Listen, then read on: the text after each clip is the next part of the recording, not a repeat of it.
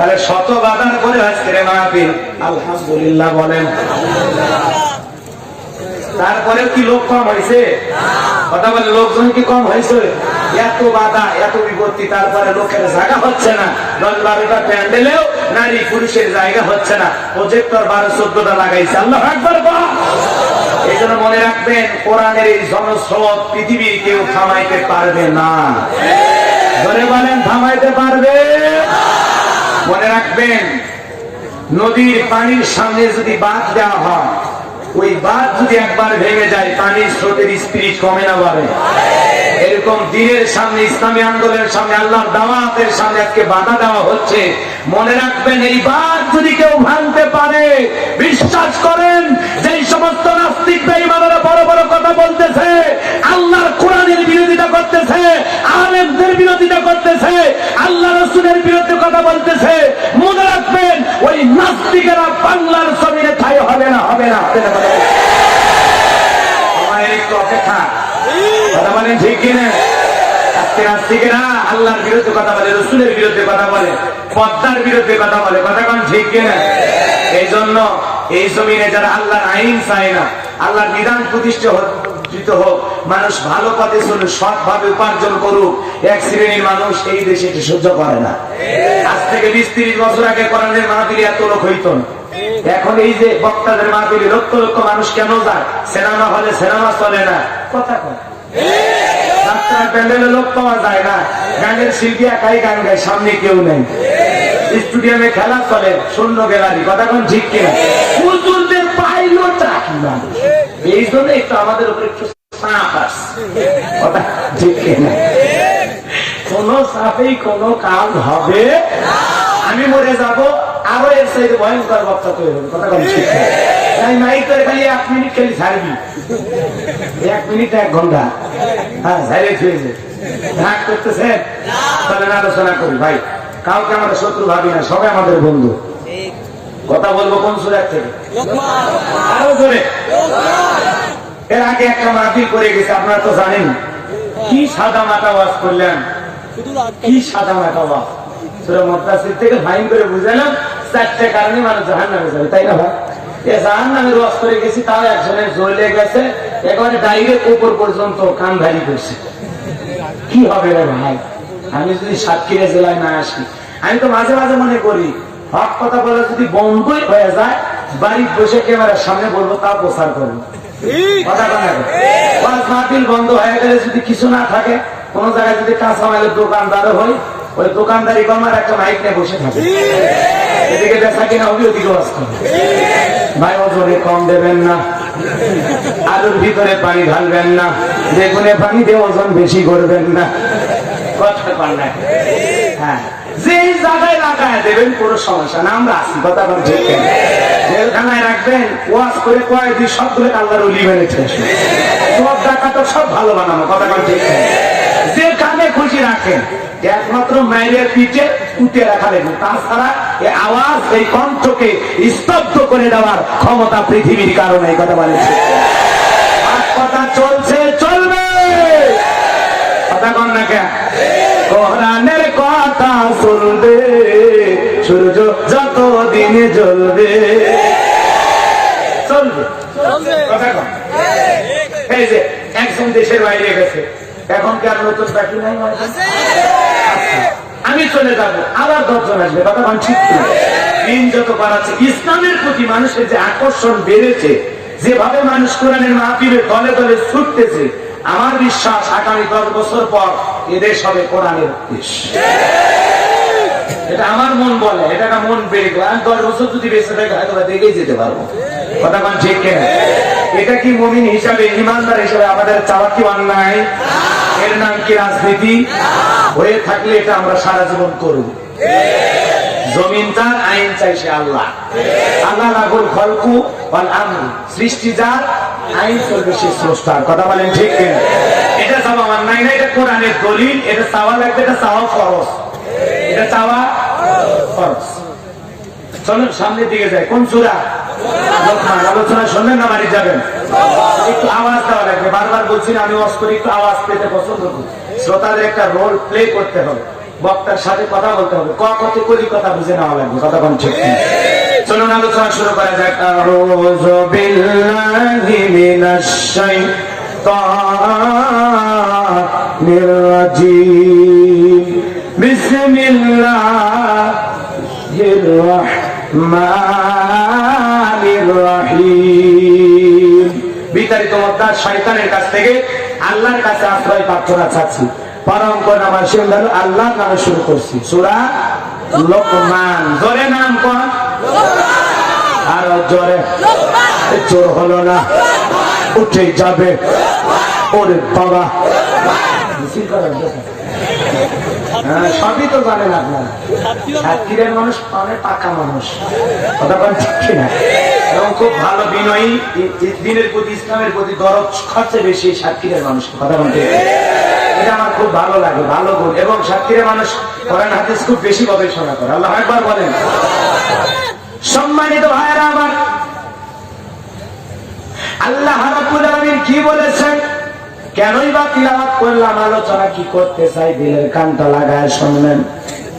লোকমানের নামে আল্লাহ কেন সূরা দিলেন?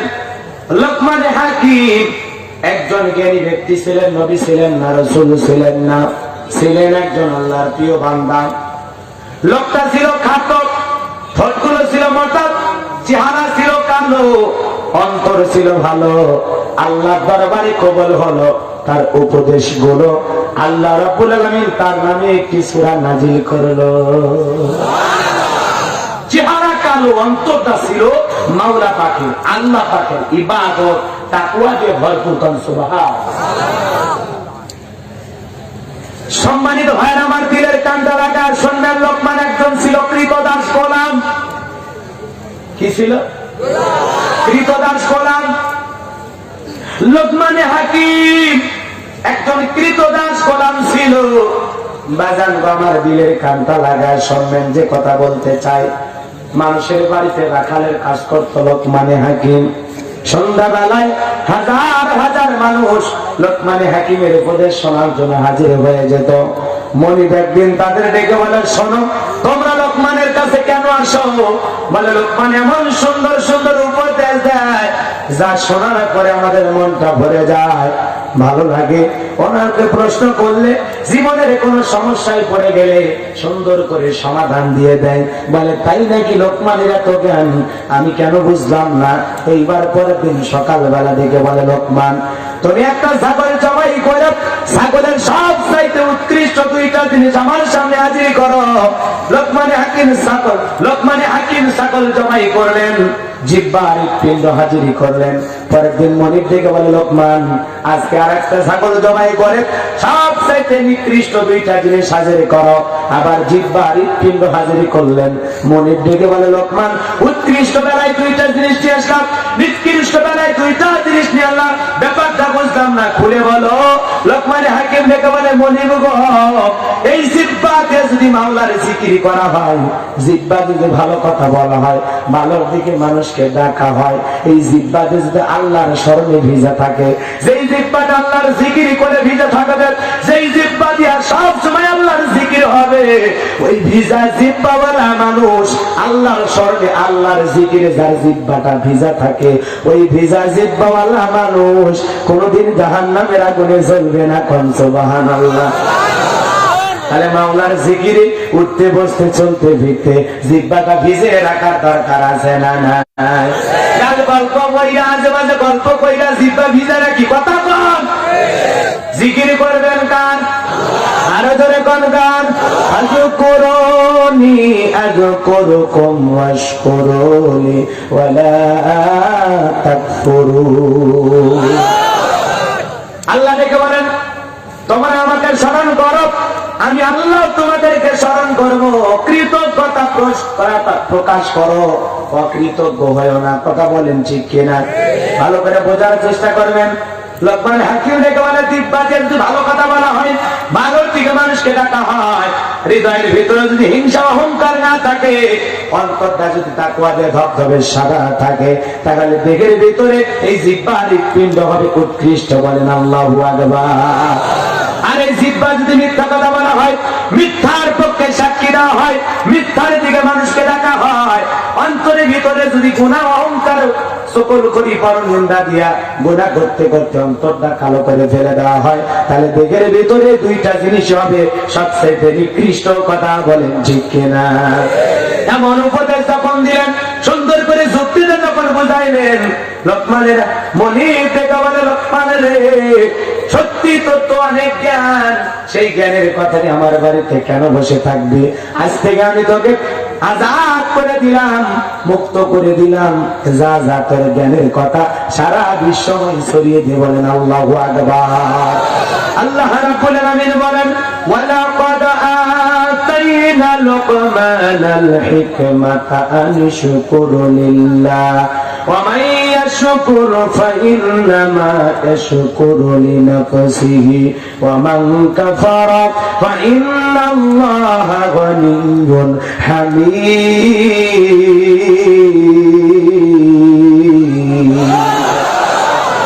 আল্লাহ রাব্বুল আলামিন বলেন, আমি লোকমানে হাকিমকে হিকমত দিয়েছিলাম, জ্ঞান দিয়েছিলাম, আর তাকে বলেছিলাম আমার শুকরিয়া আদায় করো। লোকমান আমার শুকরিয়া আদায় করেছিল। যারা শুকরিয়া আদায় করে সে তার নিজের জন্য আদায় করে, যারা শুকরিয়া আদায় করে এতে তার নিজেদের লাভ, আমার আল্লাহর কোনো লাভ নাই। তাম পৃথিবীর মানুষগুলো একত্রিত হয়ে এক জায়গায় যদি আল্লাহর শুকরিয়া আদায় করা শুরু করে দেয়, এতে আমার আল্লাহর সম্মান মর্যাদা বাড়ে না। তাম পৃথিবীর মানুষগুলো যদি আমার আল্লাহর শুকরিয়া আদায় না করে, এতে আমার আল্লাহর মর্যাদা সম্মান কমে না। কথা বলেন ঠিক কিনা? এজন্য আল্লাহ থেকে বলেন, যারা শুকরিয়া আদায় করে এতে তাদের নিজেদের লাভ, আমি আল্লাহর কোনো লাভ নাই। যারা শুকরিয়া আদায় করে না তাদের জেনে রাখা উচিত আমি আল্লাহ হলাম অমুক অপেক্ষী, আমি আল্লাহ হলাম প্রশংসিত। বলেন সুবহানাল্লাহ। আমি কিন্তু কথা বলতেছি কোরআন থেকে, মান কালা বিহি সাদাকা, যে কোরআন থেকে কথা বলে সে সত্য কথা বলে। আল্লাহু আকবার বলেন। তাহলে সুখে দুঃখে শুকরিয়া আদায় হবে কার? আর শুকরিয়া আদায় করলে নিয়ামত বাড়ায় দেবেন কে? আর যারা শুকরিয়া আদায় করে না এটা কার লস? আমাদের নিজেদের লস, আমার আল্লাহর কোনো লস নাই। এজন্য আল্লাহ রাব্বুল আলামিন বলেন, লা ইন শাকারতুম লাযীদান্নাকুম ওয়া লা ইন কাফারতুম ইন্না আযাবি লাশাদীদ।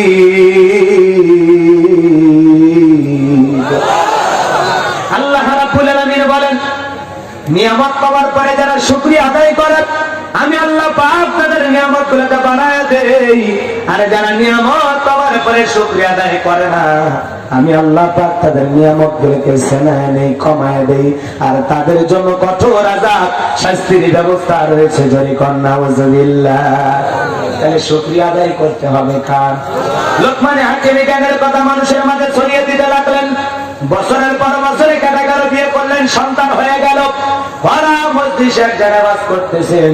এক মুরব্বী দাঁড়ায় বলে, বাবা লোকমান, তোমার কাছে একটা প্রশ্ন করব। আজ থেকে কয়েক বছর আগে আমরা একটা ছাগলের আকারের সাথে ছাগল চড়ানোর কাজ করতাম, তার চেহারার সাথে তোমার চেহারার মিল পাওয়া যায়। লোকমান হাকিম দেখে বলে, মুরব্বী, আজ থেকে কয়েক বছর আগে যারা খান ছিল ছাগল চড়ানোর কাজ করতো, সেই মানুষটাই আপনাদের সামনে উপদেশ দেয়। বলেন আল্লাহু আকবার। সেই রাখাল ছেলেটাই আমি। আল্লাহু আকবার বলেন। সে অহংকার করলেন না, তার এই প্রশ্নটাকে জেনেও না জেনের ভান করলেন, এরকম দৃশ্য না। মুমিনেরা অতীতের কথা শোনে। হ্যাঁ, ওই দিনের রাখালি আজকে আমি আপনাদের সামনে হাজার হাজার মানুষের সামনে উপদেশ দিচ্ছি। এজন্য এখান থেকে এটা শিক্ষা, মুমিনেরা অতীত ভোলে না, মুমিনেরা অতীতের কথা শুকরিয়া আদায় করবে, অতীতের কথা স্মরণ করে শুকরিয়া আদায় করবে। কথা আমার ঠিক নেই? এক সময় আপনার ব্যবসা ছিল না, টাকা ছিল না, পয়সা ছিল না, আজকে আল্লাহ পাক অনেক কিছু আপনাকে দিয়েছেন, শুকরিয়া আদায় করবেন। আরো চিল্লা বলেন তা।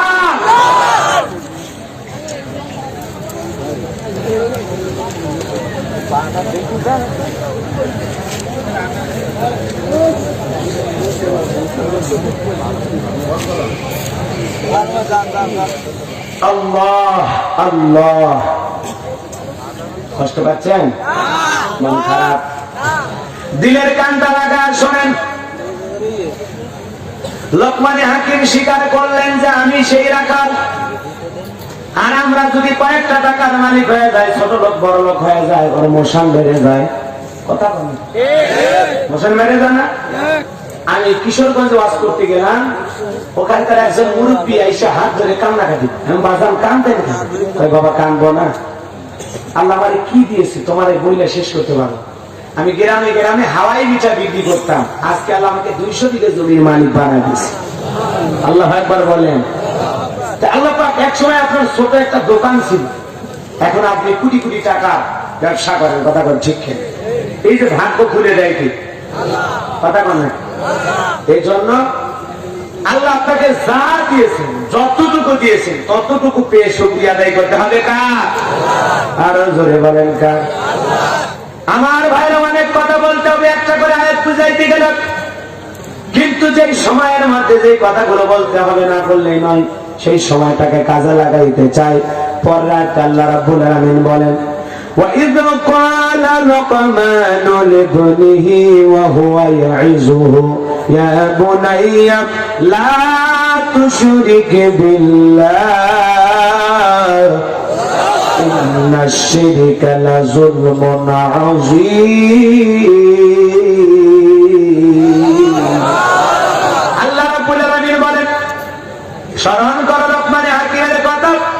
যখন লোকমানে হাকিম তার কলিজার টুকরা সন্তানকে ডেকে বলেন, ইয়া বুনাইয়া লা তুশরিক বিল্লাহ, আল্লাহর সাথে কখনো শিরিক করবা না, শিরিক স্থাপন করবা না। হে আমার কলিজার টুকরা সন্তান, আল্লাহ বাদে আর কাউকে প্রভু হিসেবে মানতে পারবা? আল্লাহকে বাদ দিয়ে যারা অন্য কিছুকে প্রভু হিসেবে মানে, সৃষ্টিকর্তা হিসেবে মানে, স্রষ্টা হিসেবে মানে, বলেন তো আল্লাহ ছাড়া অন্য কাউকে মানা যাবে? আরো যদি বলেন যাবে। অন্য ধর্মের মানুষেরা মানতে পারে, আমাদের আপত্তি নাই। অনেক ধর্মের মানুষেরা বলে আমাদের 33 কোটি দেবতা, 33 কোটি খোদা, আমরা এক আল্লাহর ইবাদতের সময় পাই না, আর 33 কোটি কেমনে কভার করে? কথা রাগ করতেছেন নাকি আপনার? আমরা এক আল্লাহর ইবাদত করতে পারি না, তাই আমাদের সময় হয় না। আর ওনারা এতগুলো আল্লাহর ইবাদত কেমনে করে? কথা কোন ঠিক কিনা? হে মুসলমান, দিলের কানটা লাগা শুনবেন, যে কথা বলতে চাই, আল্লাহর সাথে কখনো শিরিক করা যাবে? আরো যারা বলেন যাবে। আল্লাহ বাদে অন্য কাউকে প্রভু হিসাবে, মনিব হিসাবে মানা যাবে? আকাশ আর জমিনে আল্লাহর চাইতে আর বড় কেউ আছে নাকি? ওয়ালাম ইয়াকুল লাহু কুফুয়ান আহাদ, আকাশ আর জমিনে আল্লাহর সমতুল্য, আল্লাহর সমকক্ষ আর কেউ নাই। ভালো করে বোঝার চেষ্টা করবেন, দিলের কানটা লাগান। লোকমান হাকিম যখন সন্তানকে শিরিকের কথা বলতেছেন, তার একজন সন্তান থেকে বলে, বাবা অন্যান্য ভাইরা অসুযোগ করে জীবন পরিচালনা করতে পারবে, বাবা আমার অসিয়ত দেওয়া হবে না, আমারে কিছু টাকা দামি ব্যবসা বাণিজ্য করব। লোকমানে হাকিম দেখে বলে, বাবা টাকা দেবার মতো টাকা নাই। দেখে বলে, বাবা টাকা দেন। সব ছেলে নসিহত করতে পারলো, আমি পারবো না। এক বাবার 6টা ছেলে, সবাই কি নসিহত ভালো পথে চলে, 2-1জন ব্যবসা বাণিজ্য করেও খাই, কথা আমার ঠিক কেন? তো লোকমানে হাকিমের একটা ছেলে বলতেছে, বাবা আমার কিছু টাকা দেন, আমি ব্যবসা করি।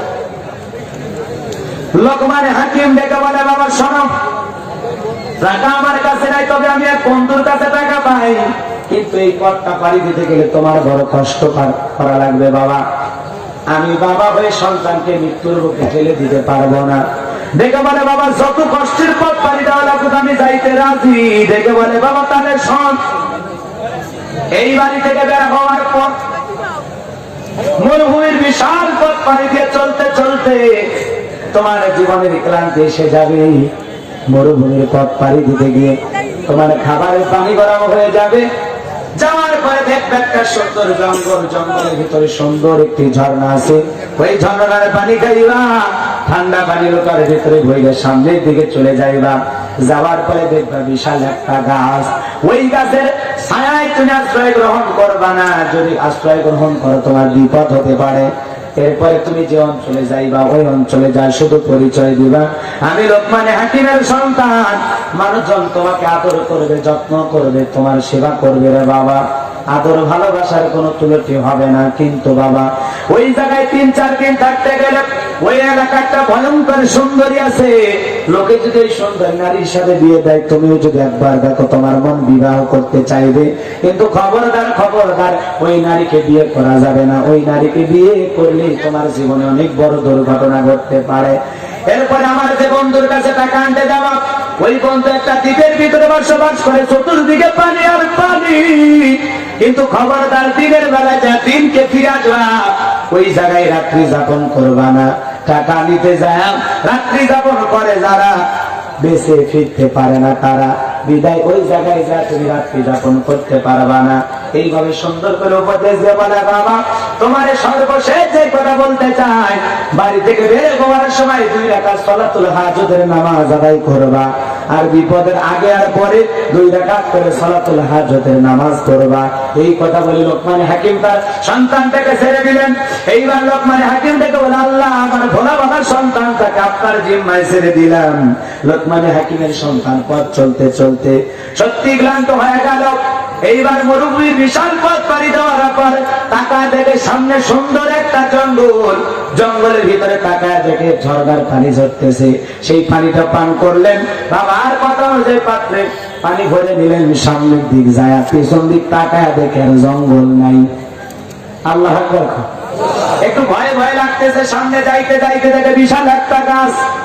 ওই গাছের আশ্রয় ছায়া নিতে মনে চায়, শরীরটা অনেক ক্লান্ত, কিন্তু বাবা বলেছে ছায়া আশ্রয় নিলে বিপদ হবে। ওইখানে তাকায় দেখে একজন মুরব্বী বসে আছে। মুরব্বী দেখে বলে, বাবা বিশ্রাম নাও। বলতেছে, না বাবা বলেছে বিপদ হবে। বলে, তোমার বাবা কি বলে নাই একটা মুরব্বীর সাথে দেখা হবে? মুরব্বী যদি তোমাকে কোনো উপদেশ দেয়, তুমি সেইটা গ্রহণ করবা। ভালো করে বোঝার চেষ্টা করবেন। এইবার দেখে বলে, হ্যাঁ বলেছে। বলে, তাহলে আসো। এইবার লোকমান হাকিমের সন্তান গাছের ছায়ায় আশ্রয় নিলেন।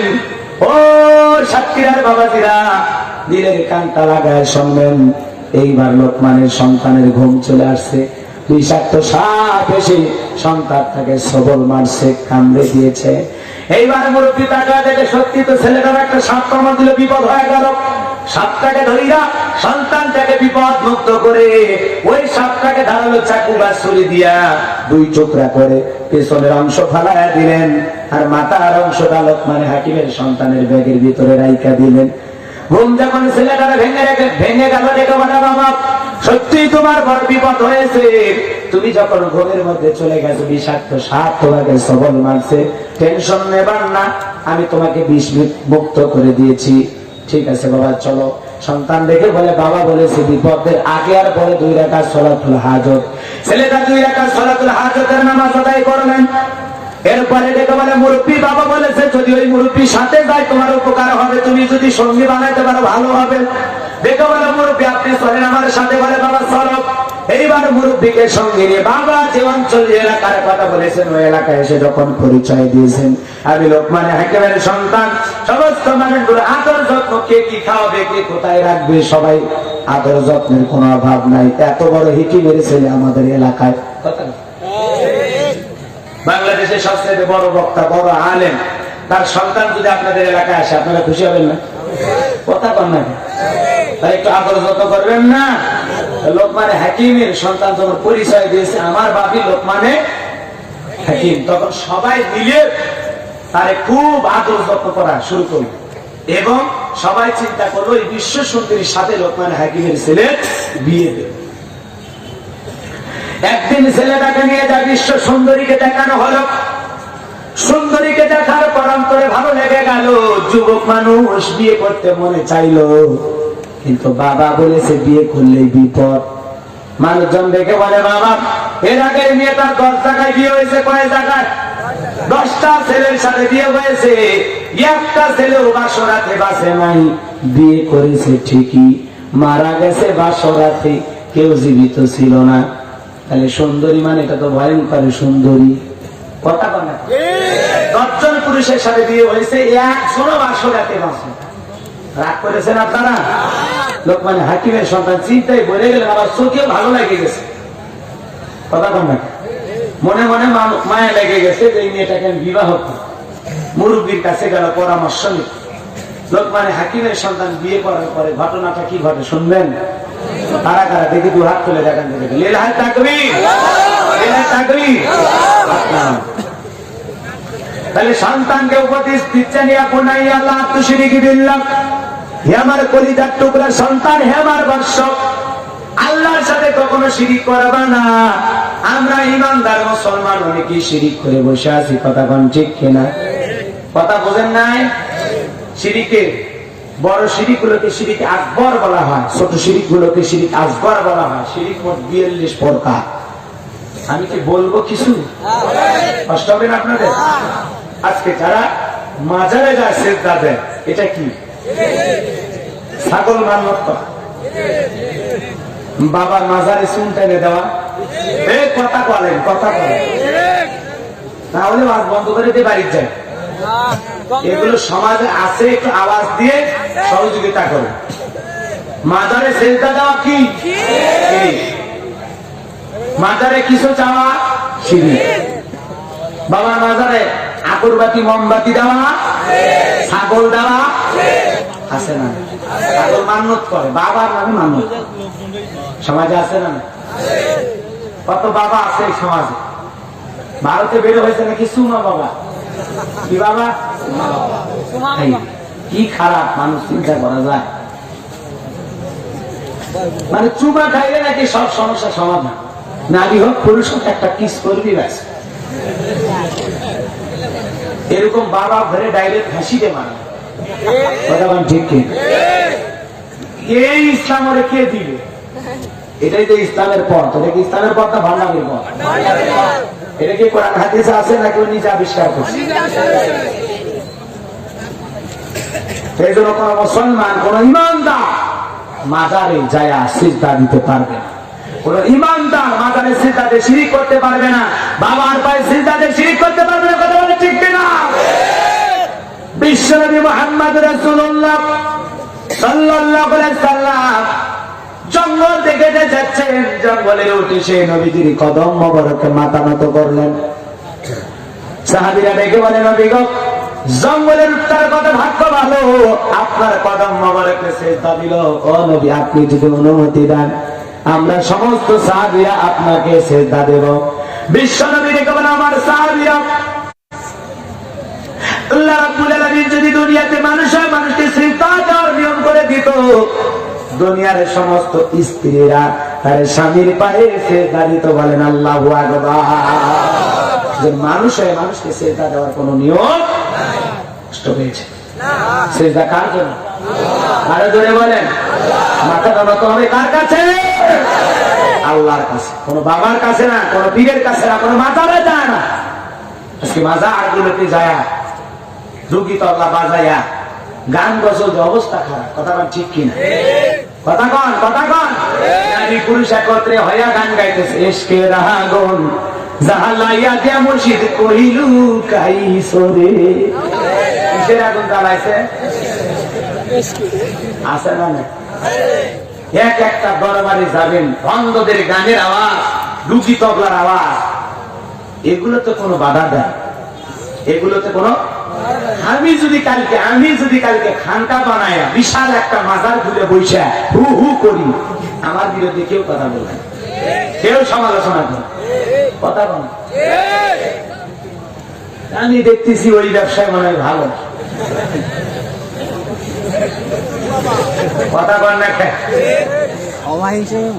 এই জন্য ভণ্ডামি করতে চাইলে, এদেশে একজন বক্তা ছিল, তিনি যদি চিন্তা করতেন ওই কোরআনের মুফাসসির যে আমি পীর হব, বাংলাদেশের সবচেয়ে বড় পীর। এজন্য পীর ওস্তাদ শিক্ষক যাবেন কার কাছে?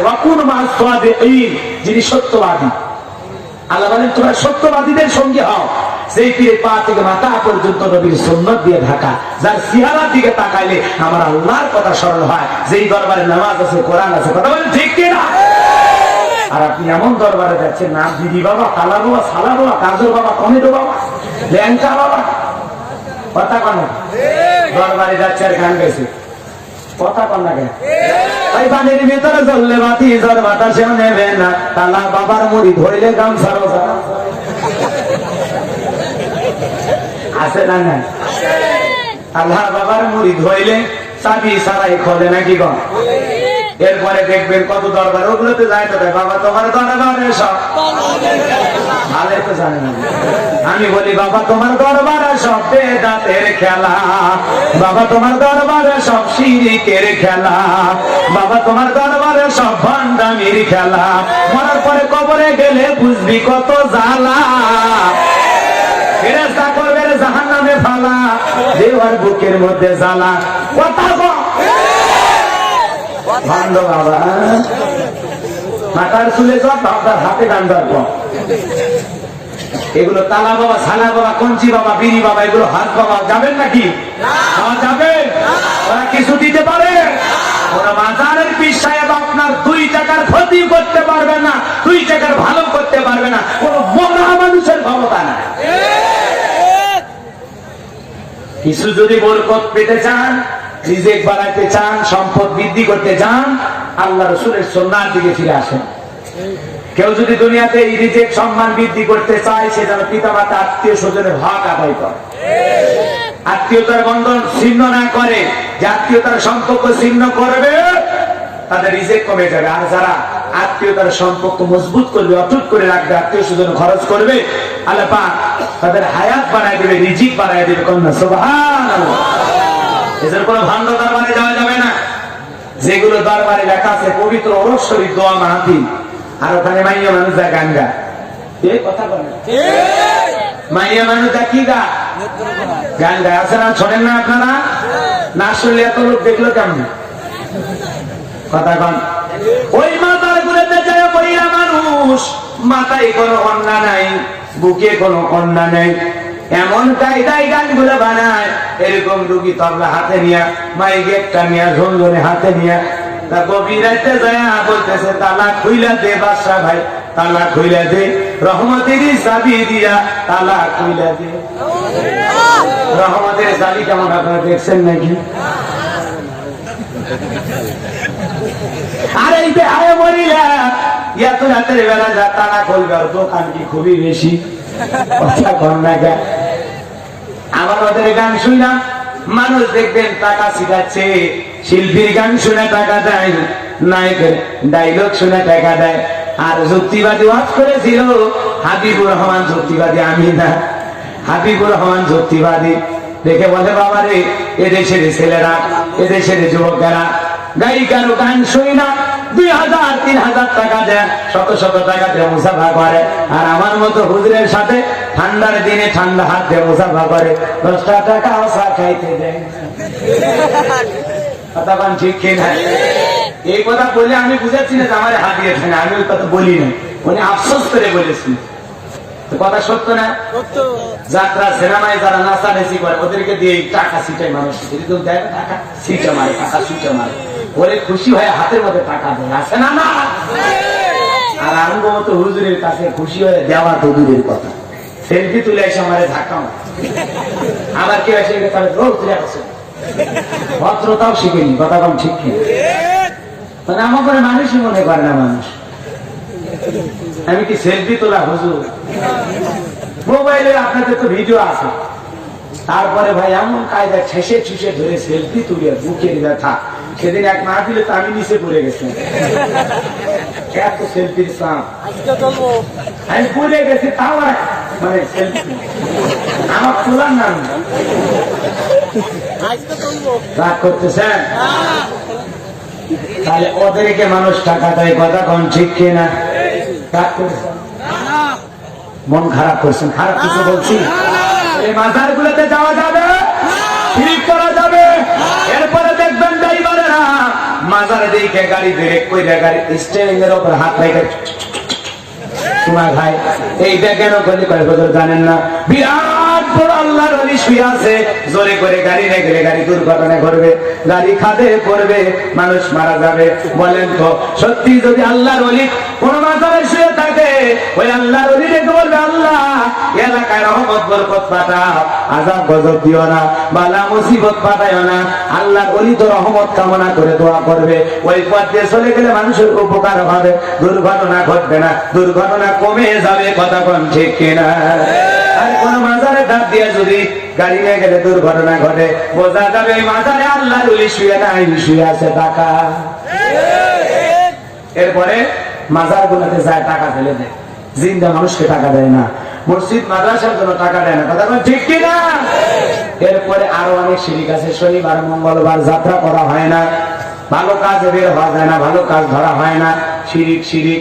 রাতের বেলায় মানুষকে টাকা দেওয়া হয় না, ধারণা করা শিরিক। কথা বল, নতুন ছেলের বউ চা বানাইতে গিয়ে কাপটা বইটা ভেঙে গেছে, ভাই অলক্ষণে বউ নিয়ে আসছে, আজকে প্রথম দিনে ভাঙা শুরু করছে, এরপরে পুরো সংসার ভেঙে ফেলে দেবে, এগুলো ধারণা করা শিরিক। একটা কাপ ভেঙে গেছে, প্লেট ভেঙে গেছে, এর উপরে একটা মানুষের তকদির নির্ভর করতে পারে না। ওয়াল কদরিহি শাররিহি মিনাল্লাহি তাআলা ওয়াল বাসি বাদাল মাউত। তকদিরের ভালো মন্দ কার কাছে? আরো যারা বলেন কার কাছে? এরপরে বলে জমজ কলা খেলে জমজ বাচ্চা হয়, ভালো জমজ কলা খেলে বাচ্চা দুইটা হলে একসাথে ভালো, দুইবারে কষ্ট একবারে হলো, মাঝখানে সে টাকাটা বেঁচে গেল, কথা কোন ঠিক কিনা? যেই মহিলার সন্তান হয় না বলে জমজ কলা খাওয়ায় দেন, তারপরে যে আল্লাহ দুই একটা দেয়। অনেক পুরুষ মানুষ শখের বসবে অনেক জমজ কলা খায়, ওই পুরুষের তো হয় না, হবে কেমনে মেশিন পত্র তো নাই, কথা কোন ঠিক কিনা? এগুলো ধারণা করা শিরিক, কথা কোন ঠিক কিনা? এরপরে চিয়ে বাকিকে হাত দেখায়, গণককে হাত দেখায়, ভাগ্য গণনা করা, জ্যোতিষকে দেখানো, এগুলো শিরিক, কথা কোন ঠিক কিনা? আগামীকালকে কি হবে জানে কি? এই কথা কোন না কেন? তো উনি কেমনি বলে দেয়, এক চালাক লোক এরকম গণকের কাছে গেল, যা হাত দেখাইতে দেখাইতে ওই গণককে মারছে একটা থাপ্পড়।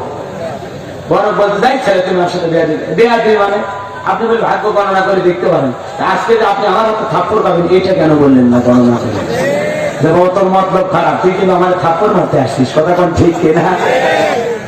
যে নিজের ভাগ্যের কথা নিজে বলতে পারে না, আপনার ভাগ্যের কথা কি বলবো? এরপরে আইনটির কাছে সমাধান, কথা কন, আপনি কি মামলায় হেরে যাচ্ছেন, বিদেশে যেতে পারছেন না, আজই ব্যবহার করুন, কথা কন ঠিক কিনা?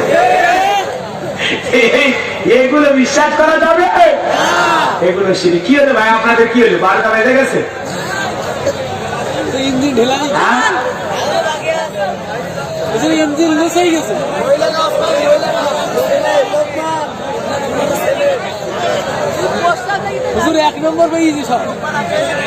আমি শিরিক বুঝাবো না, শিরিকের কথা বলবো না। কি বলছে বলেন বলেন? বড় মাহফিল হলে, বড় গ্যাদারিং হলে এই সমস্যা। ভাই আপনাদের কষ্ট দিয়ে আমার লাভ নাই, যদি বলেন হুজুর শেষ করে দেন দিচ্ছেন, আমি 20 জন শ্রোতার সামনে ওয়াজ করি না, আমি ওই বক্তা না।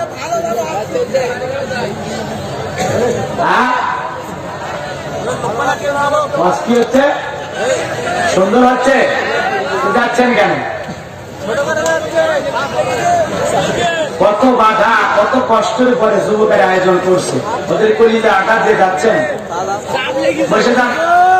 আর গেলে আপনারা জানতো যান, কে কে যাবেন, ওই বারবার 1-2 জন ওটা ভালো লাগে না, আপনারা জান এই বিশাল আয়োজন, যে ভাইয়েরা দাঁড়ায় আছে এখনো বসার সুযোগ পায় না, বসবেন। আপনারা যারা কমল লেগে গেছে ব্যস্ত, আপনারা যান, 1-2 মিনিট সময় দিলাম, যান, আমি চুপ করে আছি, আপনারা যান। এরপরে যে কয়েকজন থাকবে তাদের নিয়ে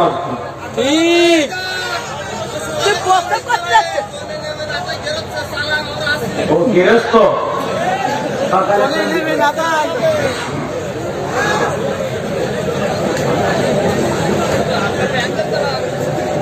পানি আছে, যান যান, বিরতি যান, বিরতির পরে আসিতেছি।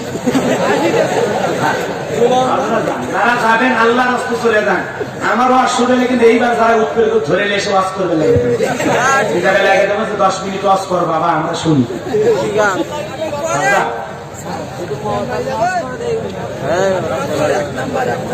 12:30 বলতে আমি থাকবো ইনশাল্লাহ, নিয়োগ করছি।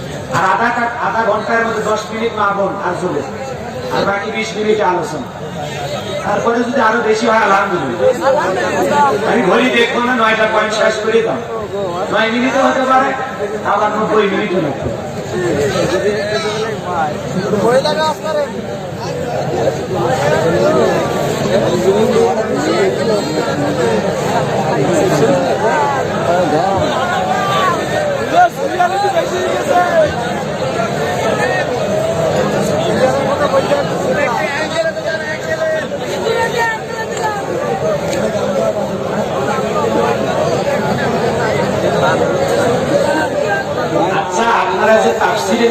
বলতেছেন তাফসীর কি আপনারা বোঝেন?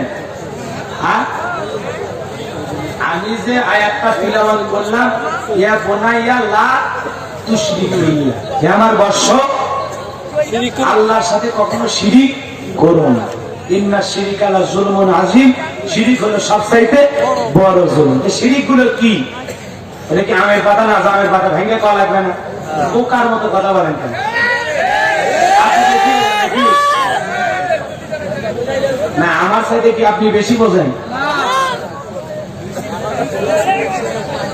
কষ্ট করে আমরা কত গবেষণা করে একটা করে আলোচনা রেডি করি, কত গবেষণা করি, কোন কথার পরে কোন কথা বলবো, কি কথা বলা লাগবে, শিরিক কত দরকার, কিভাবে বুঝাবো, একটা আলোচনা রেডি করে দেখেন না কে?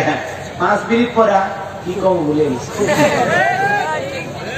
3 ঘন্টা 2 ঘন্টা 2.5 ঘন্টা মেশিন চলে, থামে না, কে চালায়? রাগ করেন না, যদি খেয়াল করেন। আমি শোনেন, প্রাণ খুলে কথা আমরা বলতে চাই, কিন্তু সেই পরিবেশের প্রয়োজন আছে, কথা কোন ঠিক? এই জন্য আপনারা ভুল ভাল কিছু বলবেন না। গিয়েছেন যারা চলে গেছে, গেছে তো না, এখন আর কেউ যাবেন না, থাকবেন ইনশাআল্লাহ নাকি? আচ্ছা, তাহলে আমি শুধু আয়াত তিলাওয়াত করে দেবো, আপনারা খালি শুনে যাবেন, এইটাই বুঝাবো নাকি একটা করে আয়াত করবো আর সেই আলোচনার প্রেক্ষাপটে বুঝাবো যে এই জিনিসগুলো আমরা করবো?